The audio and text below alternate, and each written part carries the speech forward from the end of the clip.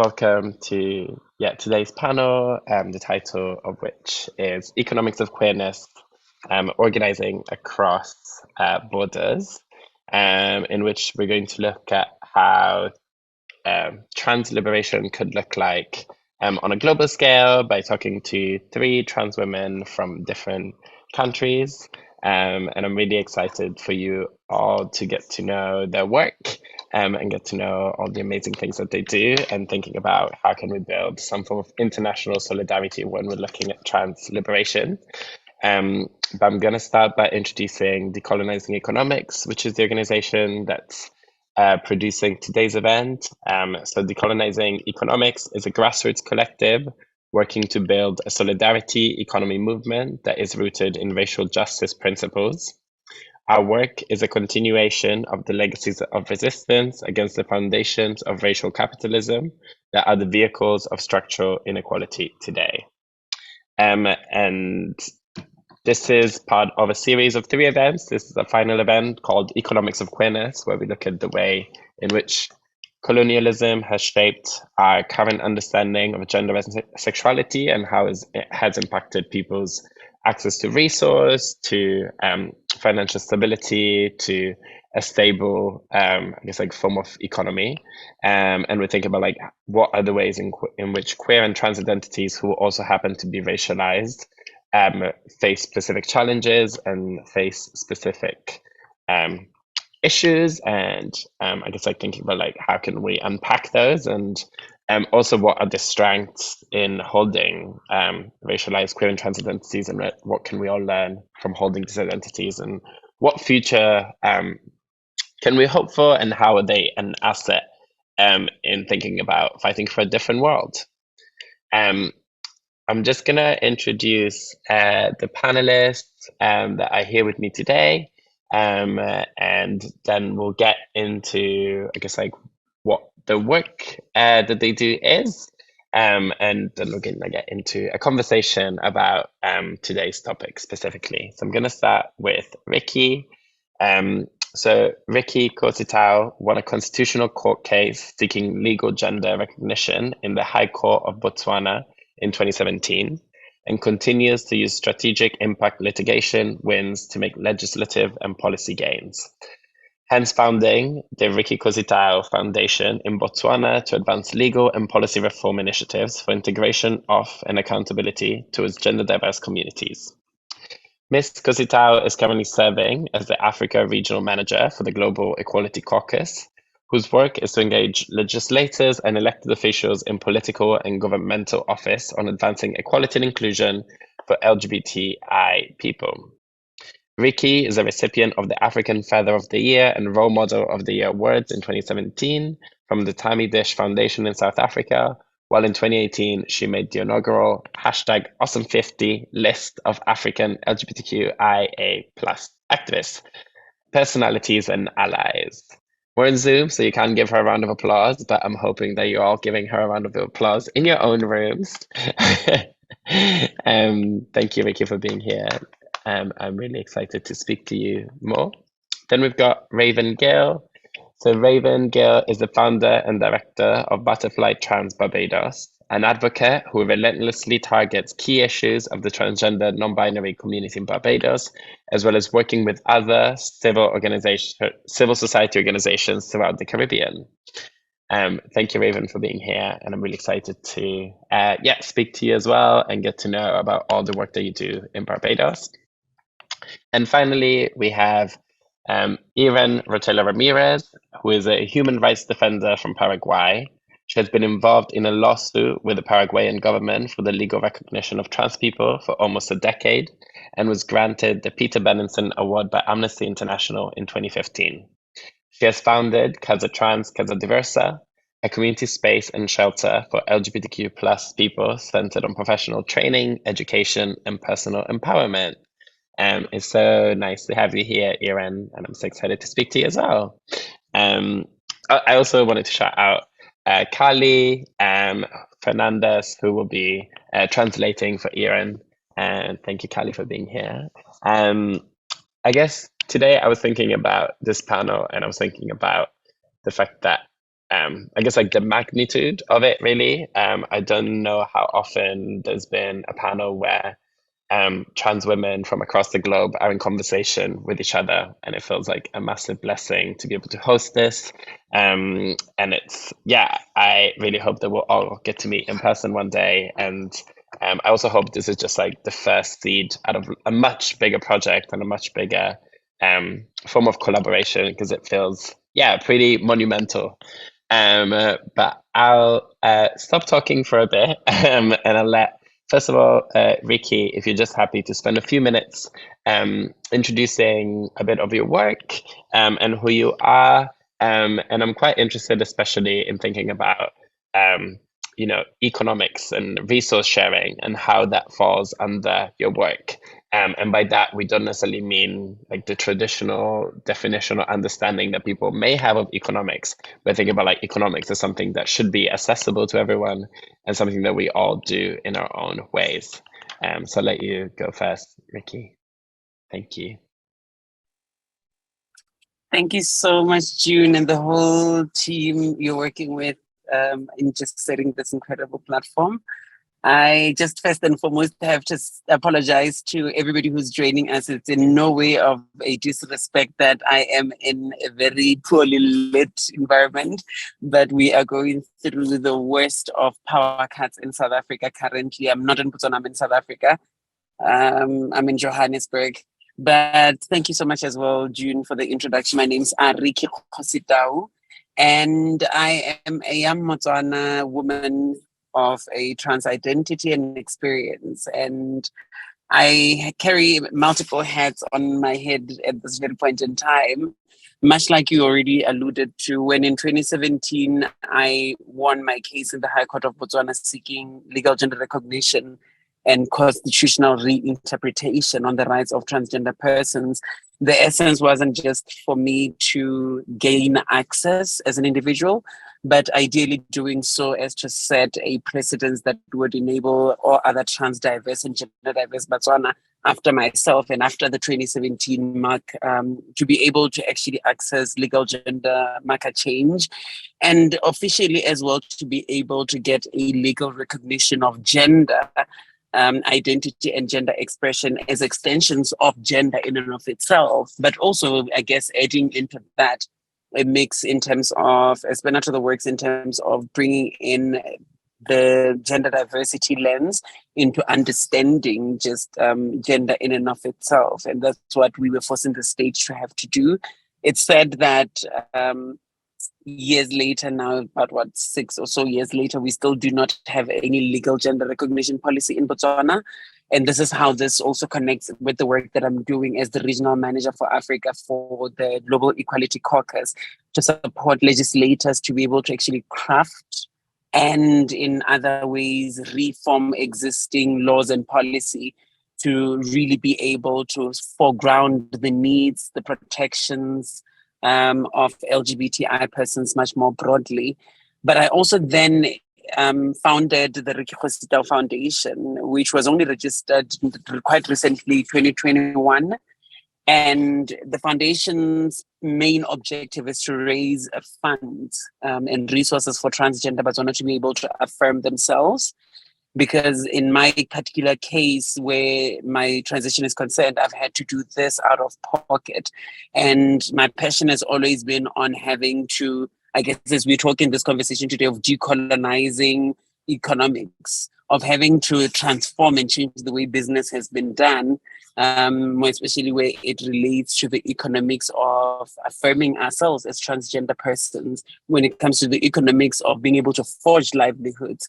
Because part and parcel of what we do through the foundation is work with corporate, with government and parastatals that are seeking to be able to transform and to become more inclusive and walking the journey of that transformation with them, thereby raising funds through a means of consultancy, but in so doing also transforming spaces that as LGBTI people, as trans diverse people, we actually occupy, we might actually work in those particular spaces, but then using all those expertise that I have garnered over the years to be able to put them to good use insofar as transforming social spaces, places of work, places of worship, but at the same time still benefiting my own community, wherein at this point in time we know that we're still lobbying our governments to be able to provide gender-affirming healthcare, for instance, at a primary basic public healthcare level. But in the interim, it's not also available on private healthcare because many of our private medical aid and insurance, health insurance companies do not cover gender affirming healthcare under the auspices of it being cosmetic, which is really archaic if you ask me. And it's why then we need to decolonize the economics of trans healthcare, even. That's where I stand on that. Outside of that as well, I am candidating towards ordained ministry within the Methodist Church of Southern Africa. And in so doing, with a very specific affinity towards queer theology and queer ministry. And in that essence, I've also then have been co-opted into the connectional LGBTI task team of the Methodist Church of Southern Africa that's working towards aiding the constitutional transformation of the church to be more LGBTI inclusive. So I'm proud to be the first recorded transgender woman in the Methodist Church to be robed in the women's Mañana regalia. So it's a whole entire uniform and a whole entire 6 to 12 months of a class just to be able to be inducted into this very movement. And in so doing, what I've done is to continuously open up the dialogue around our existence as trans women within spaces of worship and within the church space. But at the same time, also then raising our profile as individuals that also even carry spiritual leadership as well as even spiritual anointing enough to be able to lead transformation, wherein right now the Methodist Church, because of the work we've been doing with this LGBTI task team, has been at the forefront of supporting LGBTI rights in the region. We've seen them do that in Botswana. We've now recently seen them do that in Namibia. We are seeing that happening in South Africa itself, where the church has a huge base. And doing that work really for me is part and parcel of what I consider my work and my vocation to be both intertwined as a calling on my life, to be able to use my narrative, to use my experiences, and to use my expertise to continuously raise the profile of not only just trans diverse persons, but of LGBTI people of excellence, that we can be able to then be in the determining seat of where resources also get allocated. Because when you connect all of that now back to the work I do with the Global Equality Caucus, we are in partnership with an indigenous philanthropist in Africa, the Other Foundation. And in partnership, we are rolling out this African chapter of the GEC work. And the Other Foundation funds a lot of LGBTI, primarily LGBTI work around the region. And sitting within that kind of intersection of philanthropy and legislative and policy reform. And on this one end, my own personal social enterprising has given me the opportunity to be able to sit at the table where resources get allocated, at looking at ways in which we can also use our own expertise to strengthen the capacity of other trans and LGBTI persons. So there's a lot of work around also even just building the capacity of would-be or potential legislators. And I'm working at this point in time on an offshoot of the work that we're doing with city legislators, but another pocket of work that's emerging, that's looking at resourcing, strengthening capacity of LGBTI persons that want to run for political office in the region, because we haven't had those. When you look at elsewhere around the globe, we've seen a lot of LGBTI representatives in legislative offices, in political office, in elected governmental office as well. So that's another way in which I've been working quite strategically to ensure this kind of transference of skill from city legislators who are non-LGBTI, the bulk of them, to be able to strengthen that kind of skill set within our own community to represent ourselves better and formulate even more inclusive and better laws and policies for ourselves. Amazing. Thank you so much. Thank you for sharing. And I really love what you spoke about, like, I guess the work that started off as something quite personal around like you taking the government to court for your own gender recognition and how that's evolved into, the community level wide work that you do.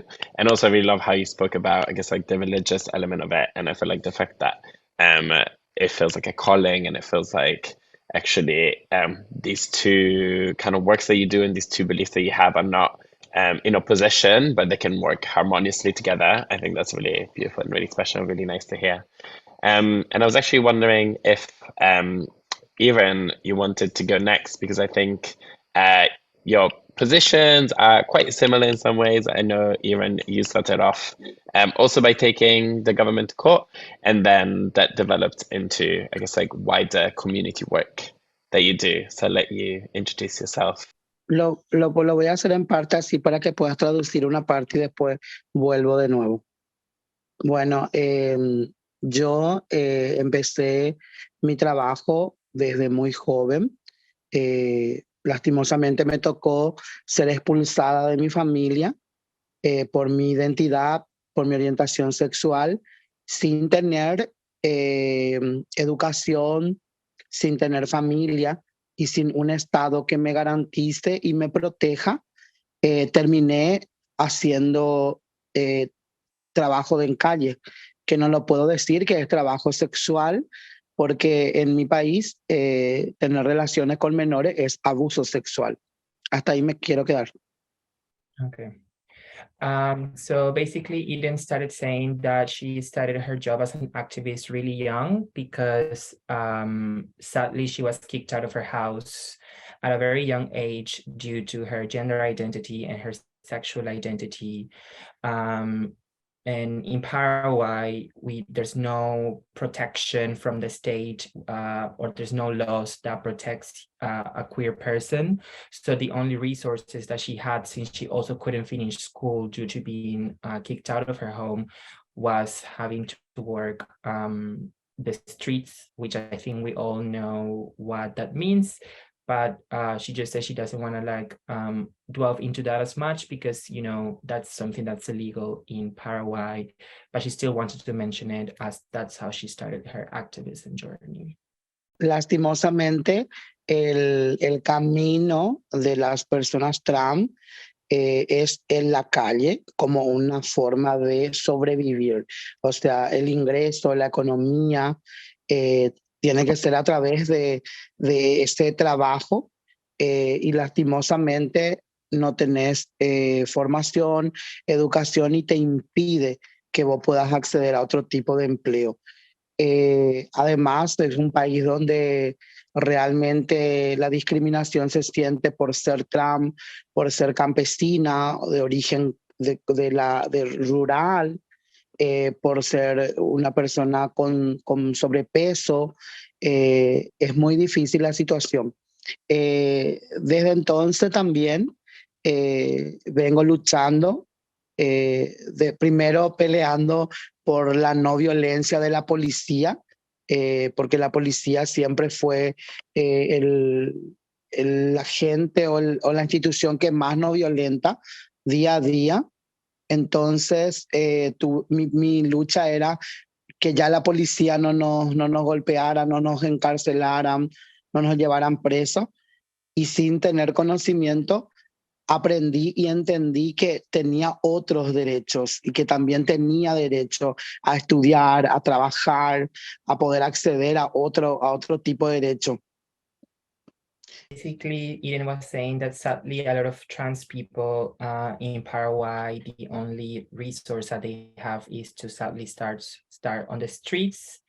As there's no, as she mentioned before, there's no support whatsoever from the government, or there's barely any queer organizations as well that work towards avoiding that.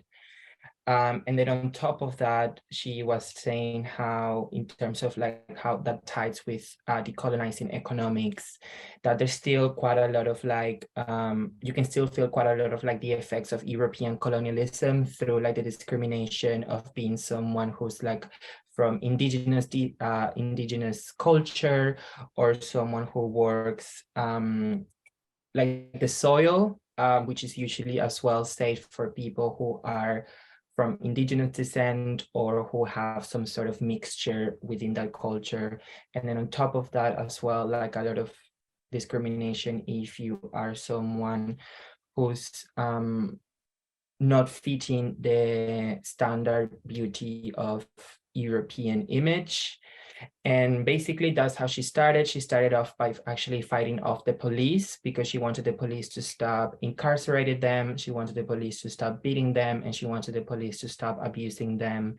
And within that, that's how she found out that she actually has access to rights that were never told to her, or she's able to access things that because of like the lack of education, she couldn't access before. So she pretty much started teaching herself the law of the country and the law of what as a human being you're able to access within your rights. Y desde entonces empezamos a fortalecernos como movimiento trans y a empezar a luchar por los derechos a la educación, al trabajo, a poder tener hogar, vivienda.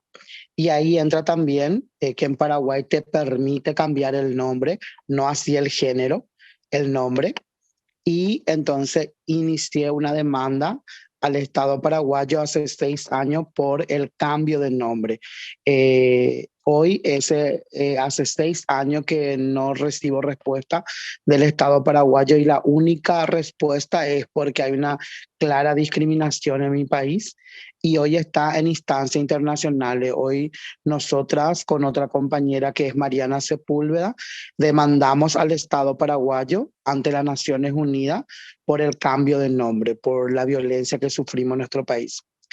Y también estoy dentro de un centro comunitario que lo construimos personas trans, trabajadoras sexuales, queriendo dar respuesta a mejorar nuestras condiciones de vida, a tener otras oportunidades.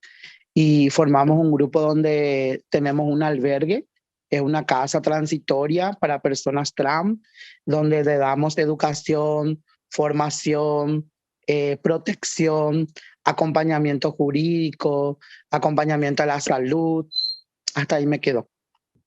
So yeah, so basically within that, her and another collective group of trans women, who most of them were also working the streets, started to empower themselves and started to fight for recognition. Because the funny thing in Paraguay is that you can change your name, but you can't change your gender marker. So basically what's been happening since 6 to 7 years ago, Yren and another activist as well called Mariana Sepúlveda have been in a legal fight with the Paraguayan government to try and to be able to change their name alongside their gender marker, which then it will make it easier for every other trans person who wishes to do that in the country, as they're trying to change the constitution. But it's been almost 7 years with no response from the Paraguayan government, as they keep creating obstacles and obstacles and obstacles because they want them to get tired and to get frustrated and to drop the lawsuit. And it wasn't until that they received the support from Amnesty International and other funds, feminist funds around Latin America, that they were able to take the case to make it international. So now pretty much they have sued the Paraguayan government in front of the United Nations because of the discrimination in terms of like recognition of their human identity and who they are as people. And alongside with the same collective of women who, as I said before, has started working as sex workers, they have created a grassroots organization called Casa Diversa, Casa Trans, that works as a refuge for other trans people across the whole trans umbrella, that helps them with education, helps them with training for jobs, helps them with therapy through art or through like regular therapy. And they also offer shelter, food, clothes, help in terms of like hormones or transitioning journey, as that's not something that's accessible in Paraguay at all. And also in terms of like law and things like that, if they wish to change their name or if they wish to like fight their employer because of discrimination, this organization will support them and will give them guidance into like how to do it, how to like get in touch with a lawyer that will support you and that will not just, you know, stall the case. And yes. Yeah, it's lovely to have you here and to hear all about your work and all the amazing things you've achieved. Thank you for being here. And finally, Raven, I would love to hear more about you and your work and Butterfly Barbados and what's the mission behind it. Yeah, so I'll let you introduce yourself. Hi, everyone. Pleasure to be here connecting with everyone across the globe. My name is Raven Gill. I am a trans woman from Barbados, living in Barbados, working here before and with trans and non-binary people. We were founded legally registered in 2019. So it's just under 4 years that we've been doing the work that we've been doing, trans-specific. We are currently the only trans-led and focused civil society organization in Barbados and one of less than 5 trans-specific organizations in the Caribbean, specifically. Our main driving force is gender identity recognition for trans and non-binary persons in Barbados and how we can help our siblings across the Caribbean and now hopefully going forward across the globe. So the board members are all trans and non-binary persons. My brother is trans masculine person. My best friend is gender non-conforming, but that's only because they have a regular job, so they need to present kind of masculine for work and safety reasons. Similarly to everybody else, I was a part of a case against Barbados, and we won the buggery law removal in last year, December. We got the official written ruling a couple months ago in 2023. And at the point of that, I was the target of lots of online hate and death threats. I actually had to change my number because people were threatening me, harassing me, and via email and stuff. I have adopted kids and they're adults, and one of them had to resign from work because of the backlash since I was made to be the face of the case. So that has been definitely a rocky situation.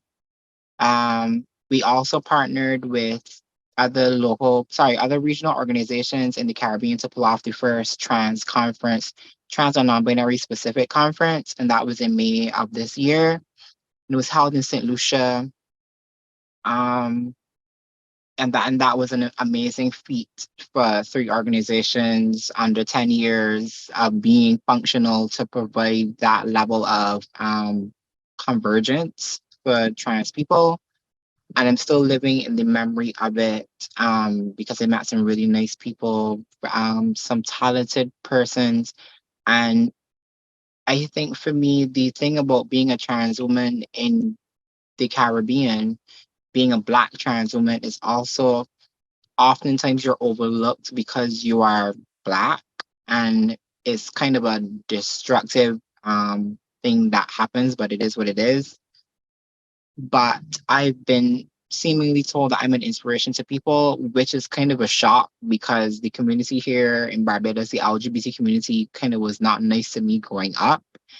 So being an activist now and people telling me that I'm a role model for them or I am inspiring to them is kind of a bittersweet moment, but it is what it is. You try not to let the bad overshadow the good.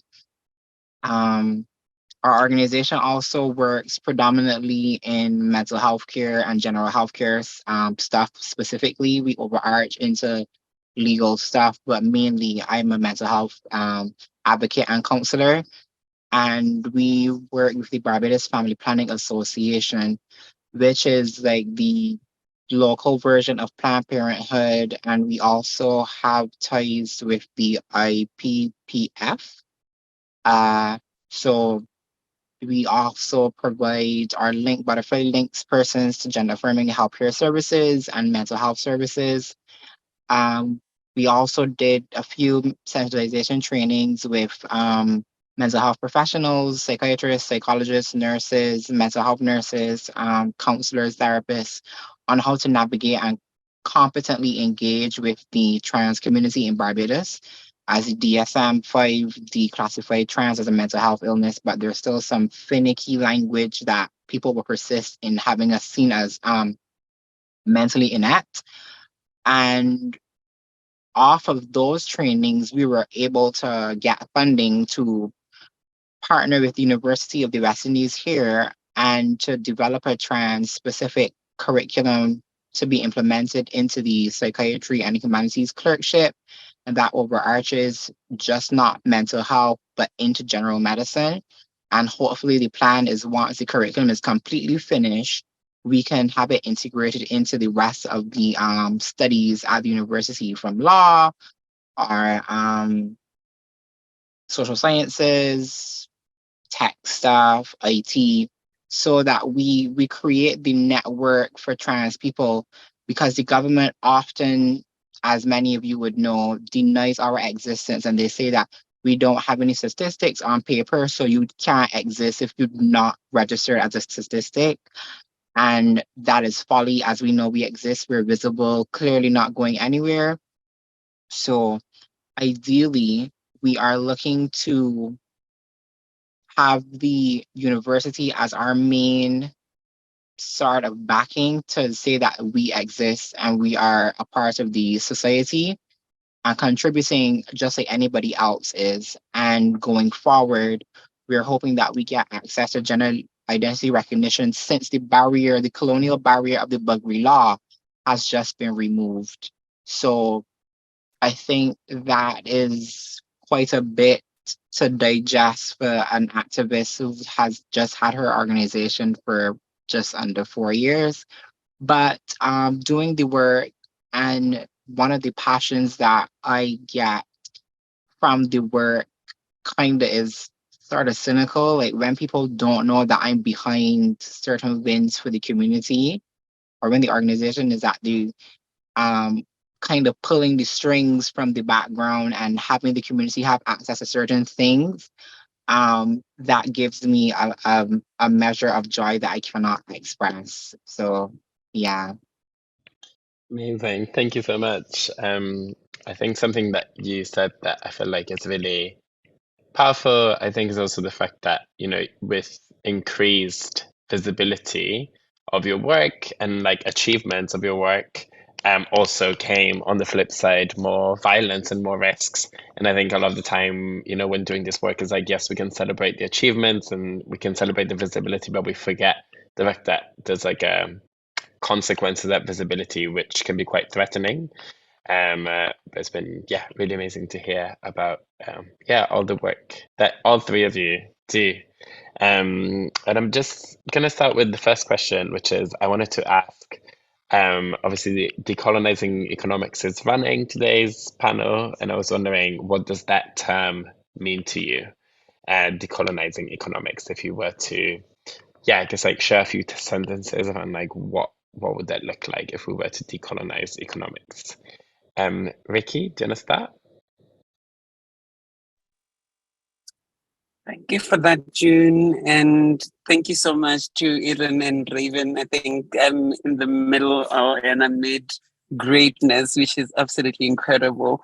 But when speaking to decolonizing economics, what comes and pops very much at the fore of my mind is around the notion of having to change the way in which resources have often been crafted, one, how two, they have then been allocated, and three, where investment has actually gone to. And investment, I'm not just talking about financial investment, I'm also talking about resources in terms of tools, in terms of knowledge, in terms of experience, in terms of expertise, wherein when you bring in a queer lens into the ways in which the economics of the day have been structured, it's exactly as Yren was saying, that they're structured in a very colonial sense that one sought to erase the identity of our own cultural, traditional, and ethnic identity.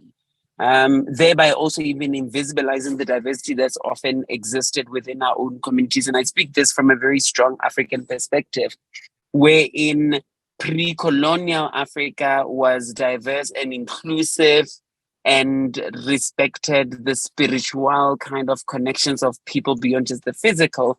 The colonial dictate that came about sought to have to somewhat streamline the understanding of sex, of gender, of orientation, of expression.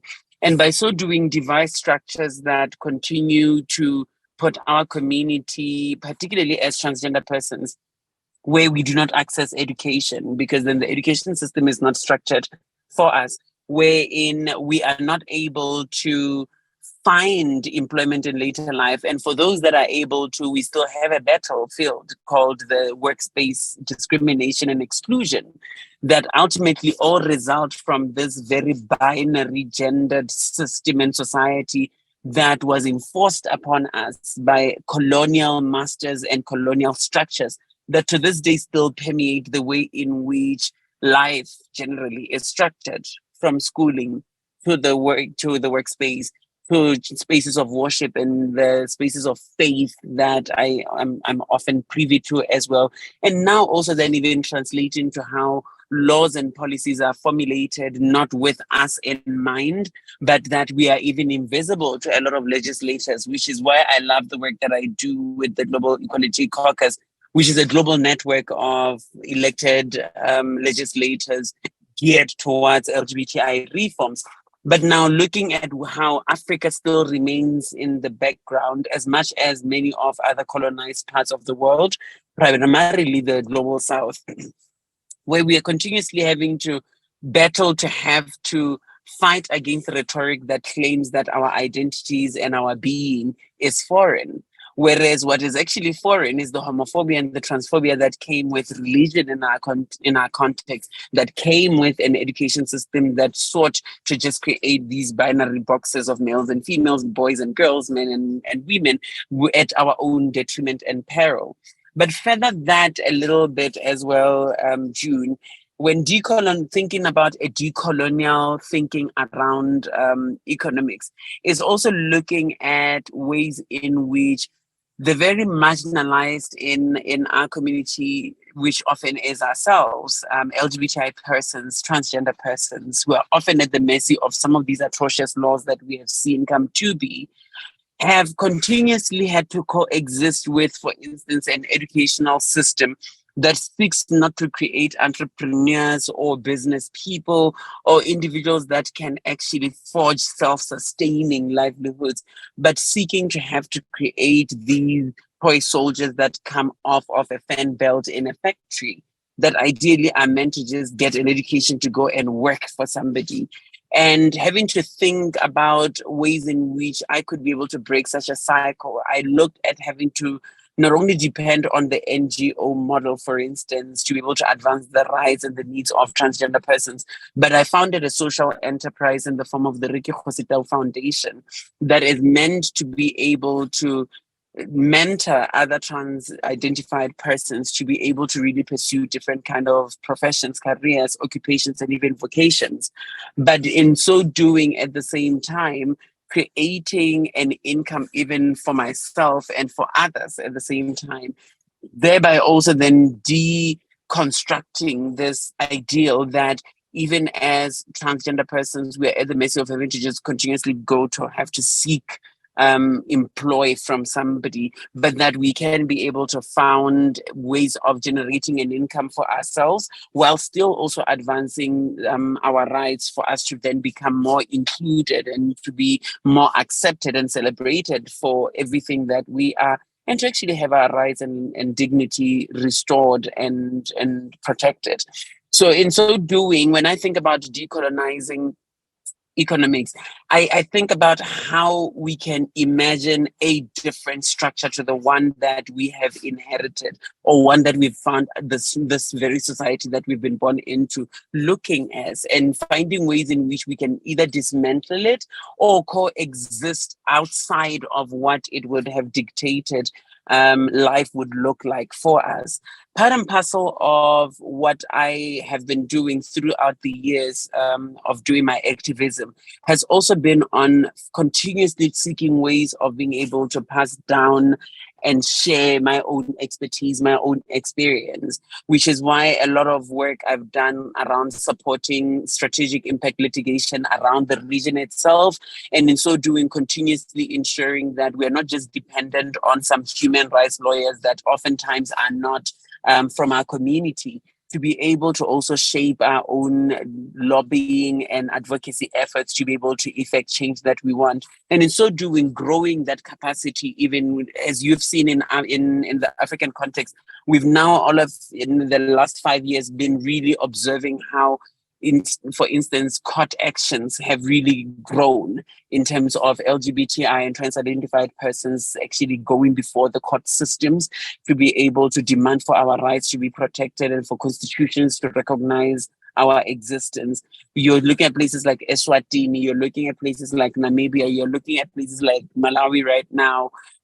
It's numbers of countries that now have gotten to that place of understanding how to be able to build compelling cases, that where our legislators fail us, how then can we also advance our needs, our rights, and our dignity. And that comes from having to understand that the experience that we carry, which translates into our expertise, is a major resource through which we can be able to continuously ensure that as a community, we are both resilient and sustainable to be able to continuously thrive even in the coming future, by ensuring that then we pass on our own knowledge, our experience, and our expertise within our community to empower one another to be able to protect ourselves and to forge really formidable livelihoods.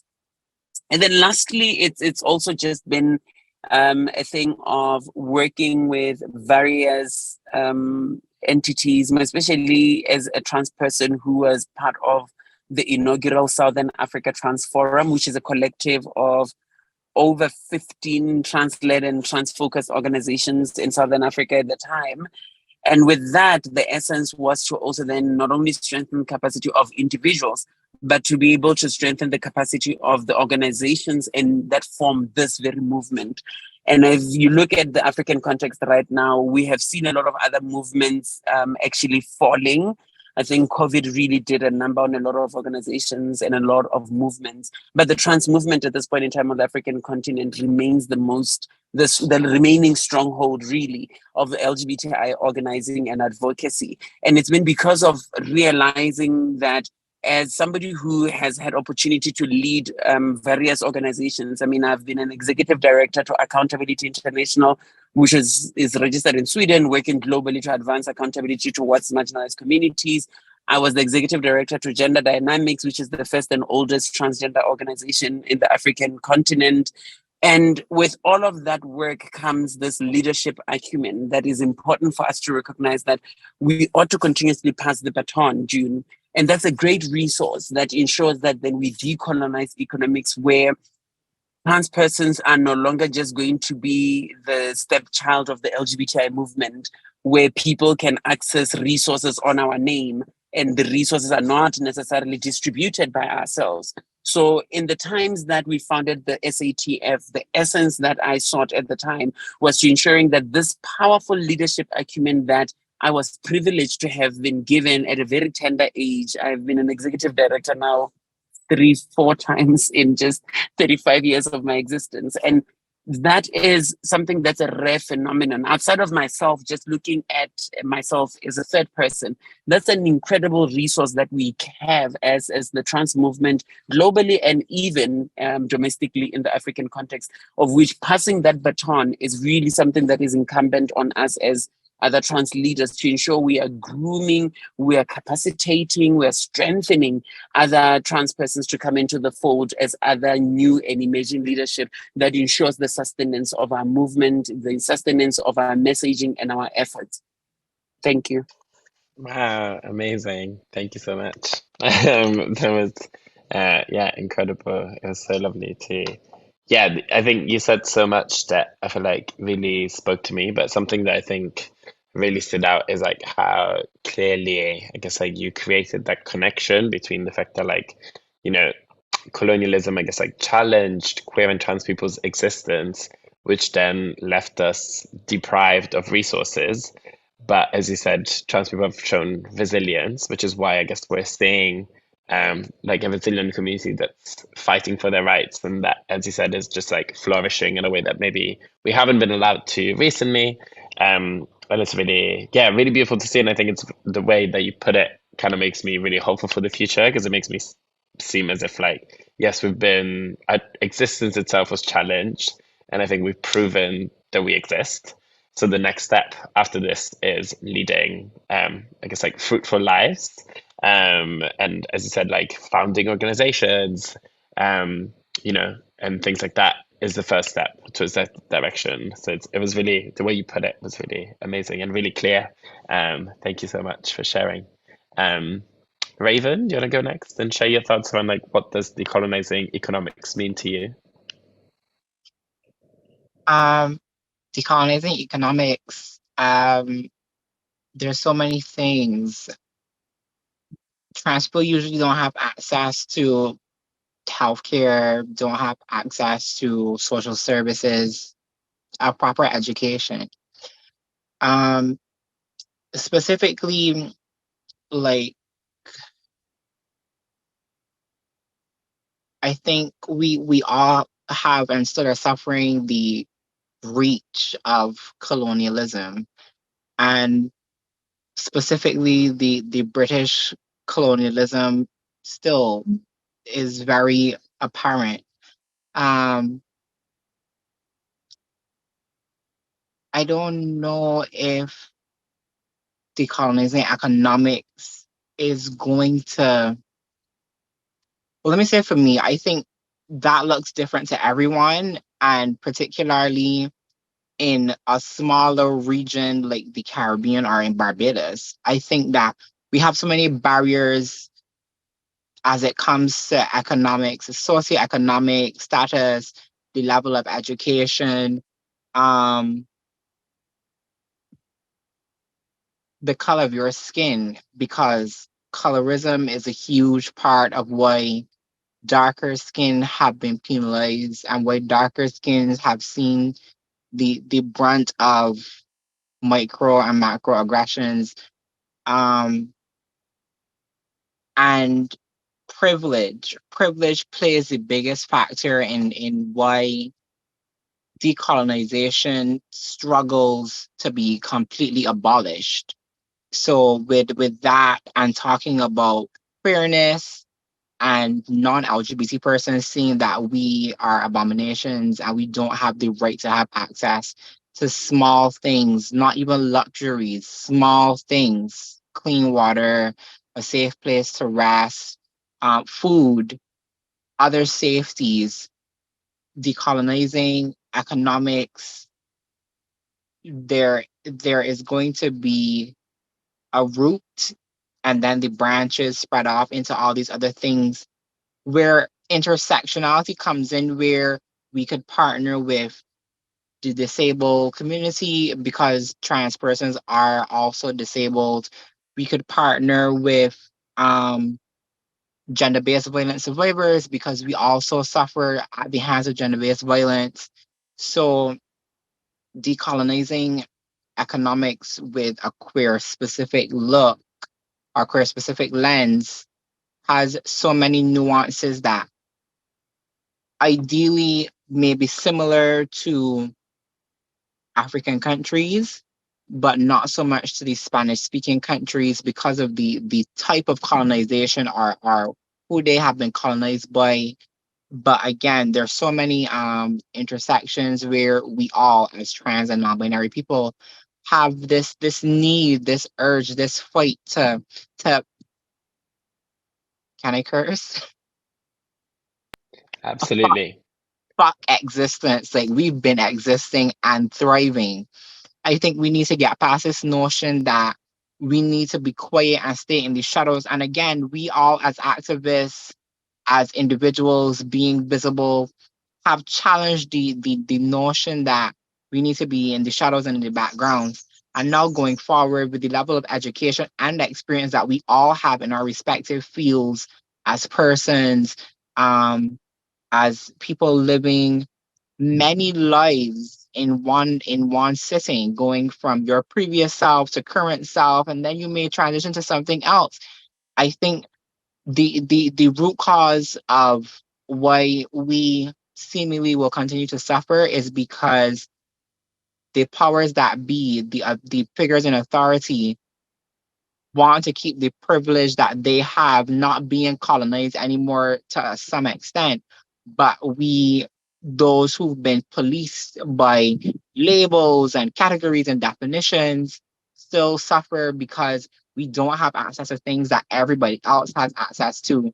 And although we're fighting not just for ourselves, but for other people that intersect with us and run parallel to our struggle and to our journey, we still find we are knocked at the back of our heads by somebody who wants privilege more than equality.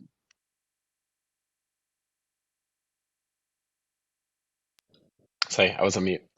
Thank you so much for sharing. I love especially that metaphor they used around like seeing a different type of economics as like a root that will have like branches emerging. And I think economics, the way we live it is like top down, whereas I feel like the way you put it is like a different type of economic where yeah, it has all of these roots and intersectionalities at its core. And also what you shared around the fact that, you know, people don't want us to succeed.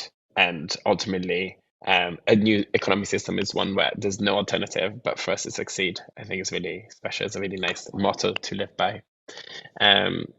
Cool. Finally, Yren, I'll throw this question to you. If you wanted to share, what does economics mean to you? Bueno, yo creo que ciertamente la historia nos demuestra, ¿verdad?, de que toda esta violencia la que vivimos es un aprender de una cultura que se vino a instalar en los territorios, en las colonias, y que ha causado muchísimo daño, ¿verdad?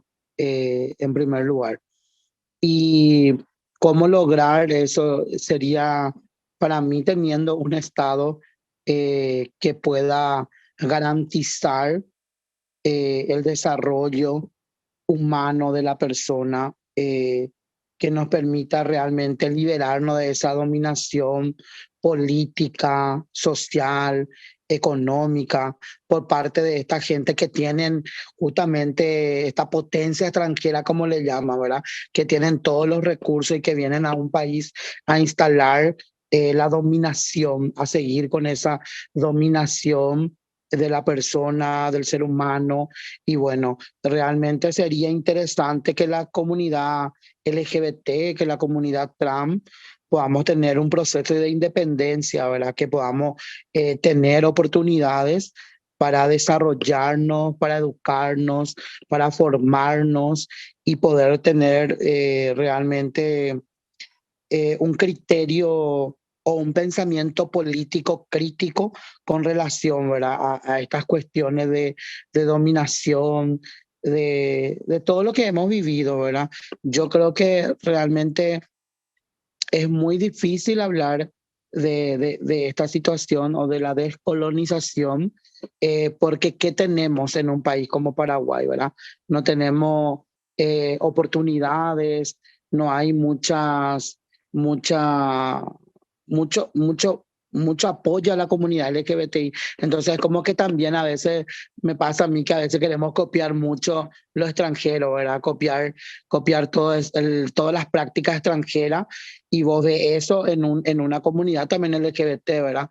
Cómo también hace daño y cómo realmente no es la realidad de la que vivimos. Entonces, personalmente yo creo que deberíamos tener un Estado que garantice esa independencia, que nos permita desarrollarnos como seres humanos para poder realmente descolonizar por completo realmente esa dominación extranjera. Por ahí me quiero quedar. Okay, sorry, let me look at my notes. Oh, okay, yeah. So Eden was saying that history has shown us how the effect of colonialism has affected the global South in terms of like imposing gender ideologies through religion or through other types of practices, which is as well in similarities to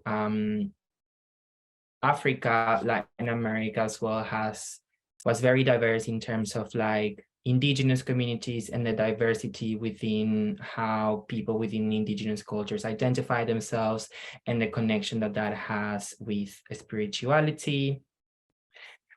She has also mentioned that to truly decolonize ourselves, we would need our own state, as in like the government, to truly acknowledge and recognize the harm that the West has done on the colonies, which she believes that because of the current situations in a lot of countries and because of the way that the West tries to paint themselves, sadly, we're still trying to imitate what they have achieved or what they have done, because that's the ideas that they have instilled in colonies.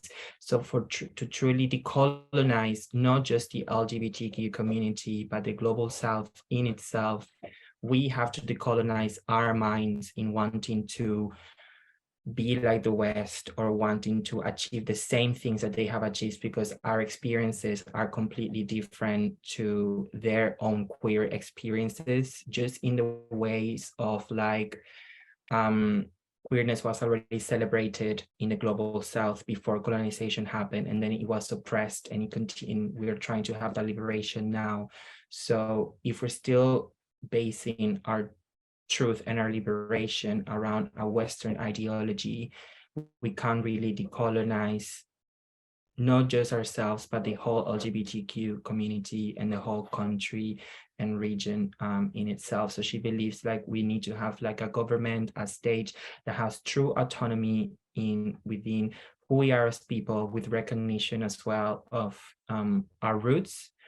And yeah, that's how we would achieve decolonization of economics. It's I mean, spot on. I think the idea of just like, oh, we need autonomy as individuals, and then that extends to the state, and that will hopefully just create a whole different system that we live by. Is a beautiful way to put it. Okay, I've got just like a one last question for all three of you before we can see if there's like questions from the audience. But the last question is just around what's been your biggest joy in doing the work that you do. And I'm also aware that, we're in a space where there's like, three women from different places of the world doing different types of this work. So alongside what's been the biggest joy, I also want to ask you around like, what's your hope for an international solidarity, trans solidarity movement going forward? And how do you think we could build better solidarity on like a global scale? Raven, are you happy to go first this time? Yeah, the joy for me, again, I think is community. Like, recently I helped a trans man start his own organization, and that came out of the trans conference. I recently took on two mentees, and one of them doesn't live in Barbados actually, so that's an interesting take. I think for me, again, like not being treated well by the community and now being this symbol of light for people comes a bit as a surprise and an honor, because for me, I think that the notion that mentoring two trans men seems a bit out of my wheelhouse as a trans woman, but apparently I have the skill set and I'm appreciative that they've recognized my greatness. But I do love the sense of warmth that I get from being passionate about the work that I do and creating avenues for people of the community to access the things, and just not based on my seemingly pretty privilege So people have said that I don't always claim it because I don't always feel that. But I there's a different type of passion that I have seen or heard even from my non-LGBT friends when they tell me the work that I am doing is inspirational to them. And like cishet men, when I go to certain restaurants and they shout me out and make it like a big deal and get a standing ovation, it is kind of weird, but it makes me feel a lot more grounded because I know that I'm doing work that I'm supposed to be doing, and the response that I get from community members and persons outside the community kind of helps me to keep going because I've experienced burnout recently. And I think as activists in our own respective capacities, we don't think about the level of wear that comes with this work. Um, I think Ricki said that she wears many hats and many different positions, and I've done that as well, running an LGBT organization and being a consultant for an abuse center and being a go-to person for other people in the Caribbean that wanted to help and start their own journey in activism or just strengthening themselves as trans identified persons. Like it can be overwhelming, and we often don't have, for myself, didn't have any help or any reprieve to like take a break and say, okay, you need a few weeks, a few months to decompress and whatever. The community always needs. And as activists, we selflessly throw ourselves to the mercy of the community. Um, but although like it's long hours, different time zones, and cutting out from the community when you can't give them what they want, it still is rewarding and fulfilling. And I think that's the thing that keeps me um motivated, because a lot of this work is unpaid. A lot of this work is not really well thanked, and sometimes it can be not really well thought through because you go into the work doing what nobody else seemingly wants to do, or it has to be me if nobody else.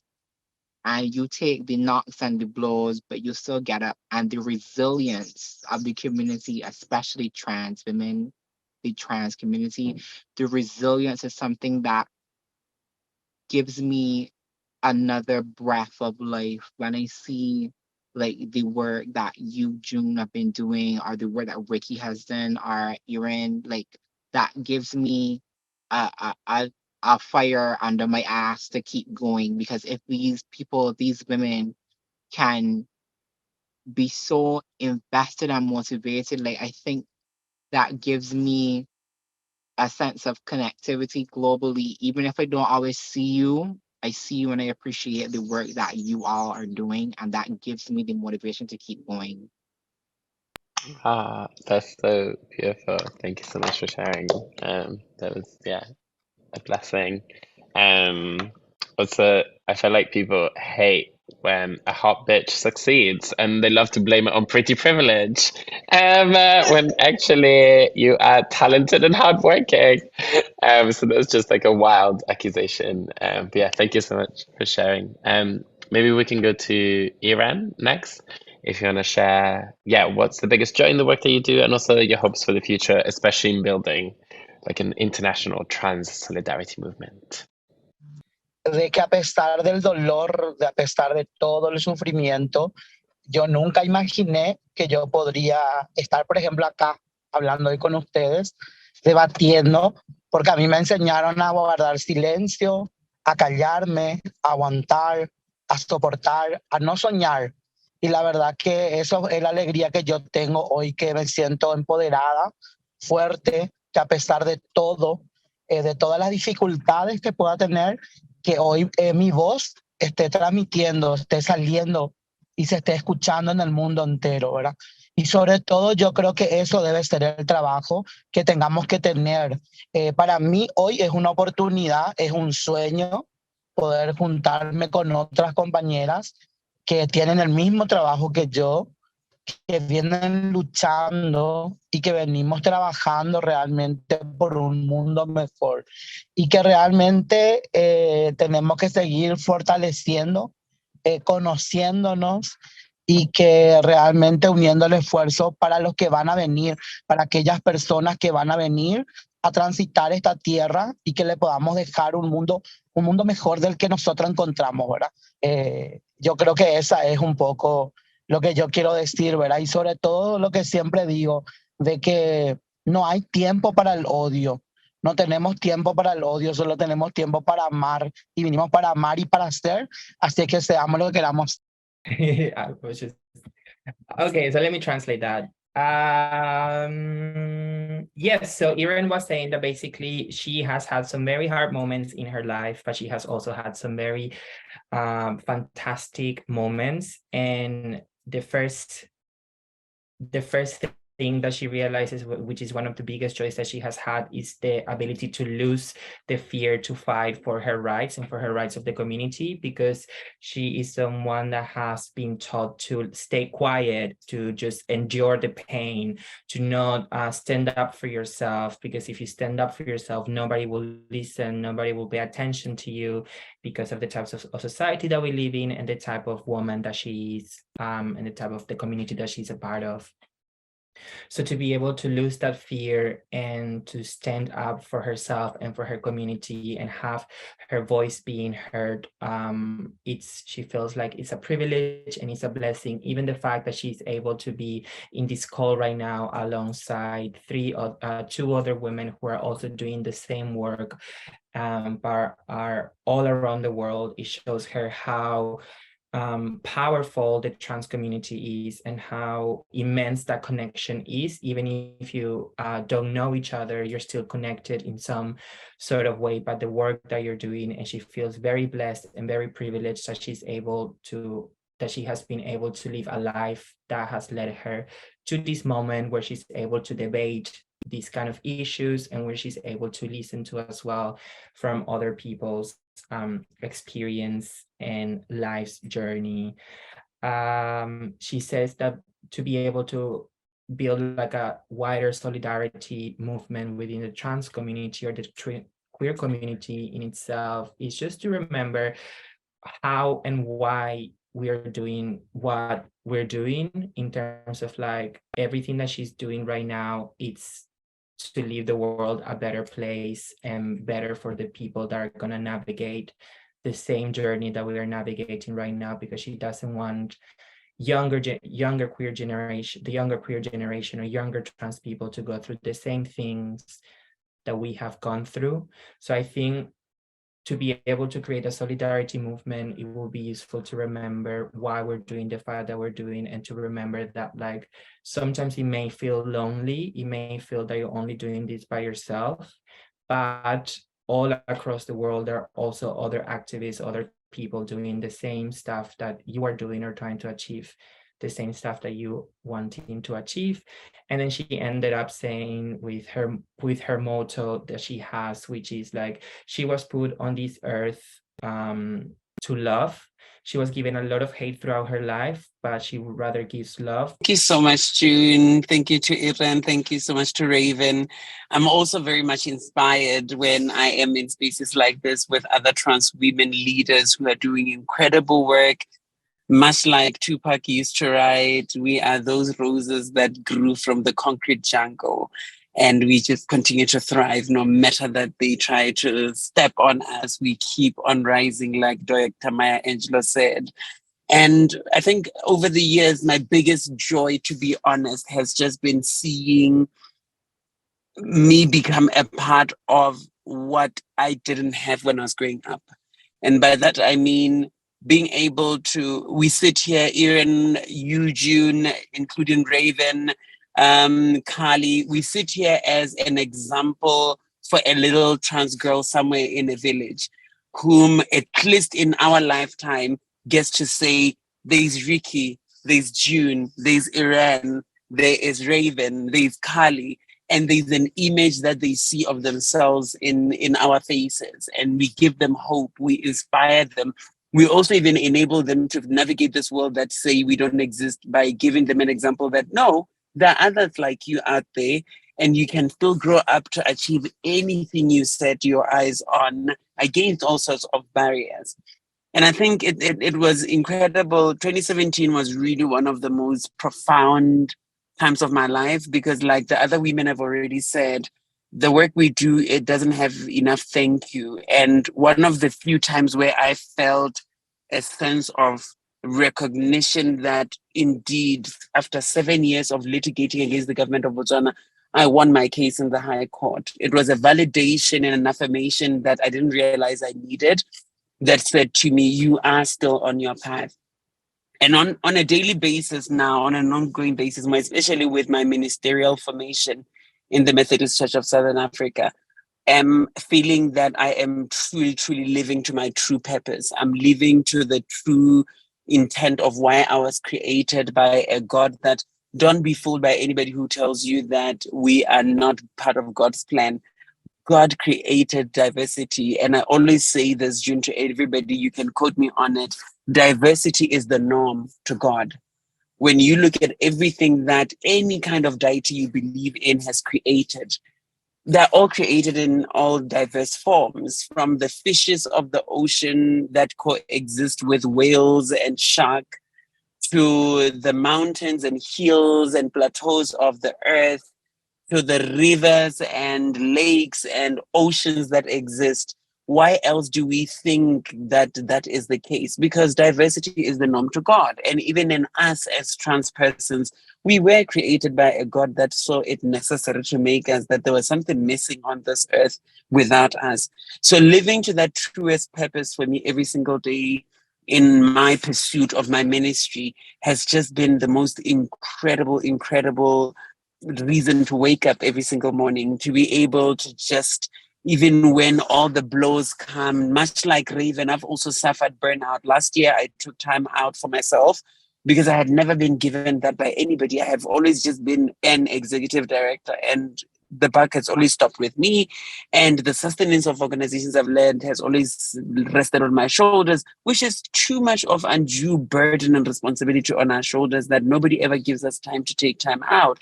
So to have been able to do that and still come back and still be able to be given platform and opportunities, even like this, to be able to continuously pushing an agenda of an inclusive and diverse and transformed world, for me is the greatest joy of what I do. And I'm hoping in terms of the future to be able to see countries like Botswana and many other parts of the region begin to develop gender recognition policy.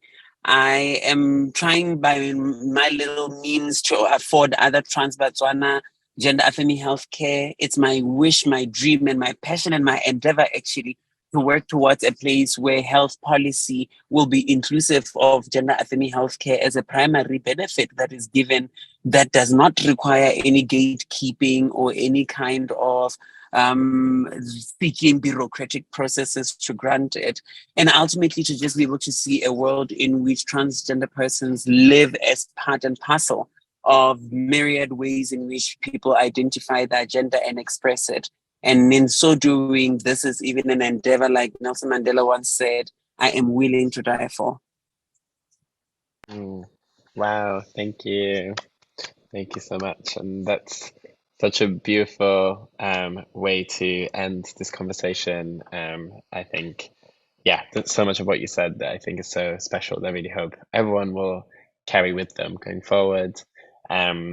And I am also hopeful that all of you, all three of you, and everyone in attendance will be able to get some rest, because I feel like that's also been like a big conversation. I feel like we can't achieve any of these things if we are also not rest and nourished. So I'm really hopeful that in the future for all of us, there's rest, nourishment, and more of this work. I'm sure a global trans solidarity movement conference / party is going to happen, and we'll all be in attendance. Yeah, and I also want to encourage everyone that's been attending to make sure that you follow and support the work of Ricki, Raven, and Yren. and yeah, keep supporting the work and the cause. Thank you all so much.